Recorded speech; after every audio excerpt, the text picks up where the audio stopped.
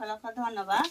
তো না প্রার্থনা হলো, ভোজন তো হলো, এবার কি আছে না কার জীবনে কতটায় সাক্ষী করে দাঁড় করালো না, নাম ঠিকানা বলো, পিতার কাছে সাক্ষী করো না। আর ভোজনে পিতা কি বললো যে হৃদয় মাঝে কার নাম লিখতে বললো?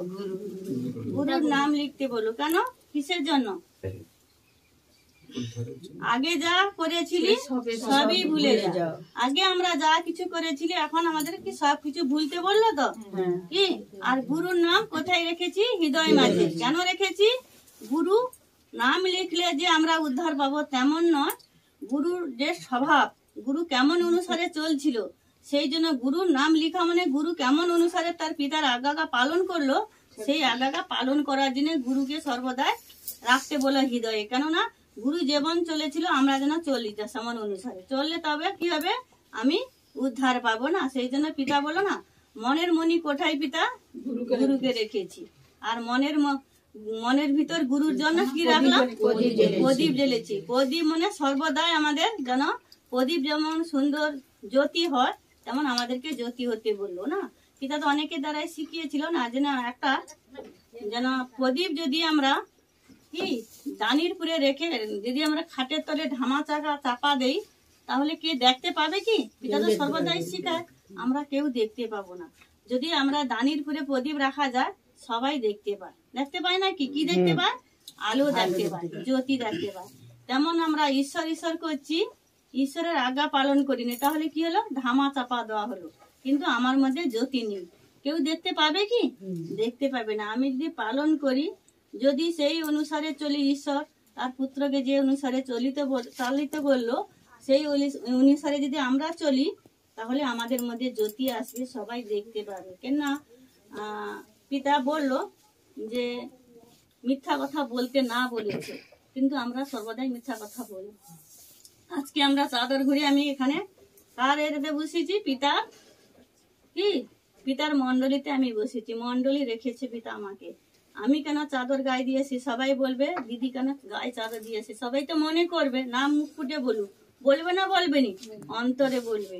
ঈশ্বর কি হবে? পিতা আমার বলে খুশি হবে না, কেন আমার সন্তান গায়ে চাদর দিয়েছে, সবাই তো আমার নামে নিন্দা করছে। অন্তরের অনুসন্ধান কে করে? ঈশ্বর করে। কিন্তু মুখের কথা মানুষ শুনে আর অন্তরের কথা ঈশ্বর শুনে। কেন? শরীর থাকলে কি হবে? কষ্ট তো আসবে, যন্ত্রণা আসবে। কিসের জন্য? ঈশ্বর দায়ী নয়, দায়ী আমরা আছি না নেই? আমরা যদি না পালন করি তাহলে হবে না। একটা পিতা শিখিয়েছিল না পাথরের দ্বারা, একটা বড় পাথর যদি পুকুরে মারি কোথায় যাবে? পুকুরে যদি ফেলি নিচে যাবে। আর ছোটকে ফেললেও কোথায় যাবে? সেও নিচে যাবে। তো পিতা বললো বড় ধরনের পাপ করলেও পাপ, আর ছোট ধরনের পাপ করলে পাপ। পাপ আছে না নেই?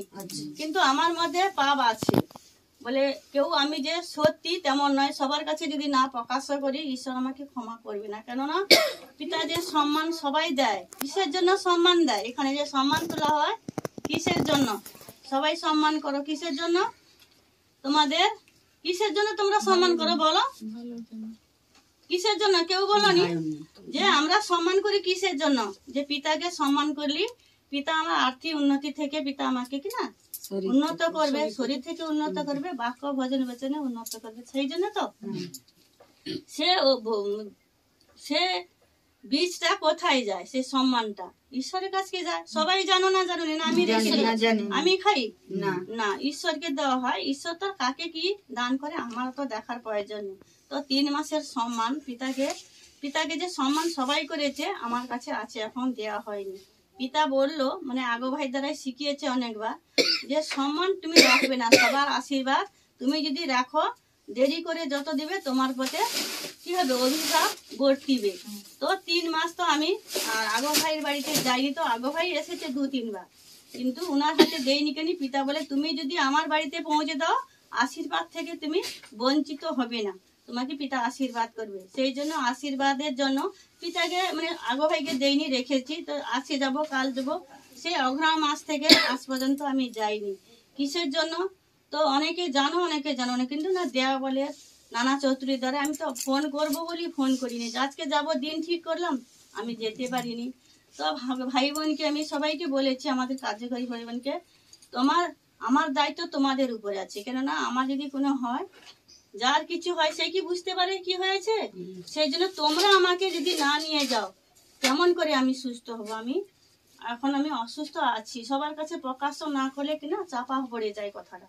সবাই বলে দিদি ভাই তো মন্ডলী উনার কেন অসুস্থ আছে। সেই জন্য সবাইকে বলা হয়েছে কালকে যেন আমাকে আগো ভাইয়ের বাড়িতে নিয়ে যাবে, আমার কার্যকারী ভাই বোনের মধ্যে। তো পিতা তো আমাকে অনেকটাই সুন্দর করেছে। সকাল থেকে আমি প্রার্থনা রাখছি, পিতা তোমার তো কাজ আছে, প্রত্যেক সন্তান তোমার কাছে আসবে, আমি একটাও কথা চেপে রাখবো না, কেন আমি তাহলে মিথ্যাবাদী হয়ে যাব না, সবার কাছে প্রকাশ্য করবো। পিতা তো তুমি আমাকে খুব সুন্দর করবে। তো সেই জন্য না খুব ঠান্ডা লেগলো, আমি তো গায়ে চাদর দিয়ে এসেছি। এখন কিনা পিতা খুব সুন্দর করছে, আমি তো হাঁটতে পারতাম না, হাঁটতেও পেরেছি কিনা। আর সেই জন্য পিতা তো প্রত্যেকে যেমন আশীর্বাদ করে, জানি না আমার ভুল ত্রুটি পিতা ক্ষমা করবে।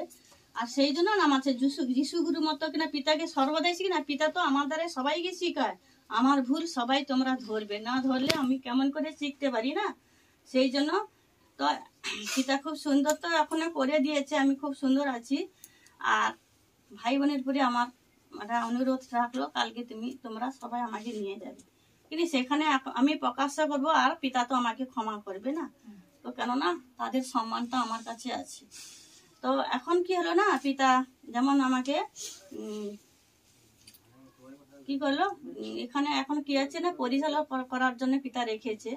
তো এখন কি হলো না ভোজন হলো, আর পিতা তো কিনা প্রার্থনা করেছে, এখন সাক্ষী হবে। পিতা কার জীবনে কতটাই সাক্ষী করে দাঁড় করালো, নাম ঠিকানা বলবে আর পিতার কাছে সাক্ষী করবে। তো ধন্যবাদ করি ঈশ্বর পিতা পরমেশ্বর কি করি, লাখ লাখ ধন্যবাদ। মহান গুরু যিশুকে অন্তর থেকে লাখ লাখ ধন্যবাদ। তো ধন্যবাদ করি মহান গুরু যিশুর নামে। হে সর্বশক্তিমান পিতা পরমেশ্বর, তোমাকে জানাই আমার মন হৃদয় অন্তর থেকে লাখো লাখো ধন্যবাদ। আর ধন্যবাদ করি মহান মহান গুরু যিশুকে আমার মন হৃদয় অন্তর থেকে অসংখ্য ধন্যবাদ। আর ধন্যবাদ করি এই পিতার পবিত্র স্থানে যারা বসছেন, দাদা ভাই দিদি ভাইরা, সবাইকে আমার অন্তর থেকে নমস্কার। তো পিতা আমাকে সাক্ষী করে দাঁড় করালো। জগতের যে আদালতগুলো, ওই আদালতগুলোতে যে সাক্ষী হয় সম্পূর্ণ মিথ্যা সাক্ষী। কারণ ওখানে জরিমানা আছে, জেল আছে এবং ফাঁসিও আছে। তার জন্য হয় মিথ্যা সাক্ষী জগতের আদালতে। আর পিতার আদালতে কোনো মিথ্যা সাক্ষী হয় না, সমস্ত সত্য সাক্ষী হয়। আমার উপকার না হলে আমি সাক্ষী দেবো কেন? এইটা একটা কথা, একটা দিক। তো আমাকে পিতা সাক্ষী করে দাঁড় করিয়েছে। আমি 30 বছর নিরামিষ খেয়েছি। আপনারা হয়তো জানেননি, অনেকে জানে। 30 বছর পেঁয়াজ বিহীন আমি নিরামিষ খেয়েছি। আর তুলসী মঞ্চে না জল দিয়ে আমি অন্ন গ্রহণ করতাম না 30 বছর ধরে। তো তবু ভারাক্রান্ত, পরিশ্রান্ত, এমনকি পচা আলুর মতো হয়ে গেছিলাম, ভাগাড়ে ফেলে দেওয়ার মতো হয়ে গিয়েছিল, এরকম অবস্থা আমার হয়েছিল। তো একদিন হঠাৎ আমার স্ট্রোক ধরে। তো আমাকে আমার বাড়ির ফ্যামিলি সবাই সিল্লাবেড়িয়ার হসপিটালে নিয়ে যায়। তো ওখানে 5-7টা মতো সেলাই দিয়েছে। যাই হোক, মোটামুটি একটু সুস্থ হয়েছি। ভোরে ডিম নিয়ে এসছে আমার জন্য পথ্য। আমি বলে আমি তো ডিম খাই না। মা, ও বুঝতে পেরেছি, তোমার গলায় মালা আছে, তুমি ঠাকুরের ভক্ত। আরে তুমি যদি ঠাকুরের ভক্ত, এ বেডে কেন? যাও, বেরিয়ে যাও বেড থেকে, তোমাকে ঠাকুর ভালো করবে। তোমার যদি ঠাকুরের ভক্ত তুমি বেডে কেন? ঠাকুর তো তোমাকে দেখবে। আর এখানে হসপিটালে চিকিৎসা হতে হলে এই ডিম মাংস সব খেতে হবে। তো আমি আমার নাতিকে আমি বলে, দাদু ভাই চলো, আর থাকবো না এখানে। বাড়ি চলে এলাম। তো বাড়ি আসতে আমার নাতি, আমার বাড়ির সবাই ফ্যামিলি, পুরো ফ্যামিলি 10-12 জন আমার বাড়িতে ভবনে বসে, সবাই যিশুর আশ্রিতা। তো আমার মেজ নাতিবু বলছে বাড়ি আসতে যে, দাদু তুমি তো আজ 30 বছর দেখছো, ঝাল করতাল নিয়ে তো তুমি তুলসী মঞ্চে নাম করো, মঞ্চে না জল দিয়ে তুমি অন্ন গ্রহণ করো না। তোমার এইরকম যদি দুরারোগ্য ব্যাধি, পরপর হয়ে থাকে, আর তোমার শরীর অবস্থা কি হয়েছে দেখেছো? তুমি এক কাজ করো দাদু, তুমি ওই গলার মালাডালা খুলে ফেলাও, মালাডালা সমস্ত খুলে যিশু গুরুর আশ্রয় নাও, তুমি খুব সুন্দর হয়ে যাবে একবারে। তো এই কথা বলতে আমি আমার সেই নাদবুর কথা মতো আমি মালাডালা সমস্ত তো খুলে ফেললাম। চিন্তাও করে দেখলাম যে 30 বছর আমি নিরামিষ খেয়ে যদি এই অবস্থা হয় আমার, তো তাহলে আর জাত ধর্মের কি আছে আর। তো এই কথা আমি চিন্তাধারা করে আমি মালাডালা খুলে ফেললাম। খুলে ফেলে সেই দিন থেকে আমি যিশু গুরুর আশ্রয় নিয়েছি, এবং সেই দিন থেকে আমি খুব সুন্দর আছি, আমার আর কোনো অসুবিধা নেই। আমি রাস্তায় চলতে পারতাম না, পড়ে যেতাম গড়ে। এখন কুড়াল ধরে কাজ করি, কোদাল ধরে কাজ করি, মাঠেও কাজ করি, এখন আর কোনো অসুবিধা নেই, আমি খুব সুন্দর আছি। তো ধন্যবাদ করি মহান গুরু যিশুর নামে। হে পিতা সর্বশক্তিমান পরমেশ্বর, তোমাকে জানাই আমার মন হৃদয় অন্তর থেকে লাখো লাখো ধন্যবাদ। আর ধন্যবাদ করি মহান গুরু যিশুকে আমার মন হৃদয় অন্তর থেকে অসংখ্য ধন্যবাদ। আর এই পিতার পবিত্র স্থানে যারা বসছেন দিদি ভাই দাদা ভাই, তাদের একযোগে আমার নমস্কার।